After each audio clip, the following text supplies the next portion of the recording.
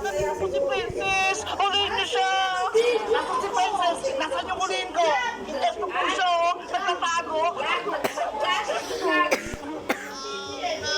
Princess! Lumabas ka dyan! Pagpakita ka na!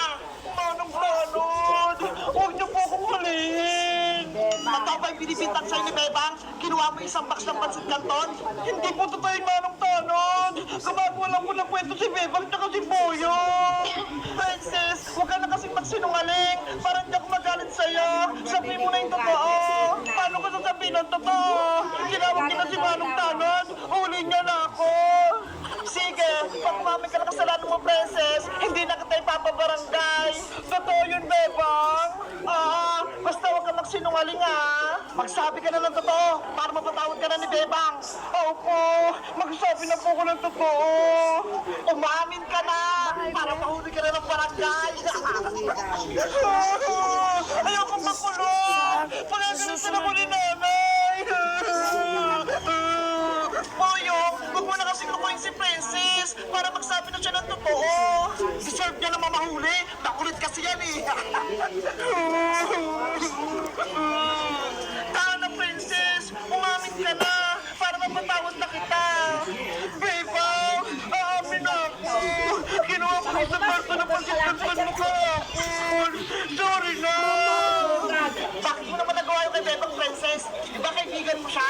Gusto ko po kasi pagawain si Boyong tsaka si Bebang Kapag nawala yung isang karton, si Boyong sisisi ni Bebang! Diba? Gumagawa ka pa ng paraan para pagawain kami ni Bebang? Ingitera ka talaga!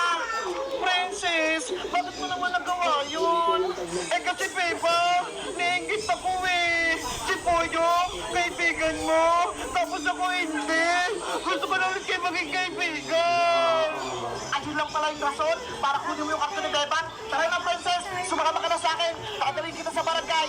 Manong-tanod! Ayoko po! Huwag niyo po akong kulihin! Dapat malaman mo, Princess, ano yung ginagawa mo? Kailangan mo yung pagbayanan. Sumama ka na kay Barangay Tanod, Princess. Deserve mong dalhin sa barangay. Bebang! Mawa ka! Patawarin mo ako! Ano, Bebang? Pinapatawad mo na ba si Princess? Ikaw magdesisyon. Uli ko ba siya o hindi? Pag-isipan ko pa paano ka tanod. Bebang! Nagpapagawa ko sa'yo! Patawarin mo na ako! Luluto ko sa harap mo! Para mo naman mulang tiisin ako!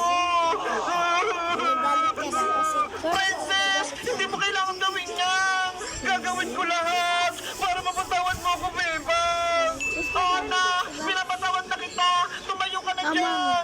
Talaga, Bebang!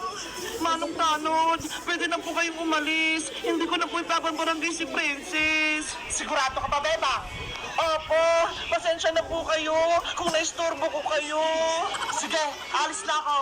Princess, makabantayan kita, Batas mo na ako. Batas mo na ako. Okay. Bebang, maraming salamat. Manunod mo Pinatawad ng mo na TV. ako. Sa susunod, huwag ka nang gagawa ng kalokohan, Princess, Wow, ganda pa ng panood ko. Promise yan.